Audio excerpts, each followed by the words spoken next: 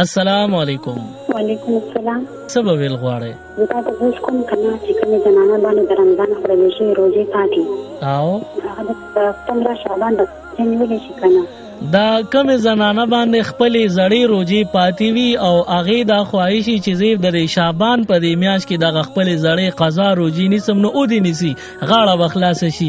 خو کوئ چې دا قضا روجه په 15 شعبان نیسم کمې چې فضیلت ډېر دی نو هغه فضیلت به ورته میلو نه شي خپله غاړه به یې صرف خلاصه شي.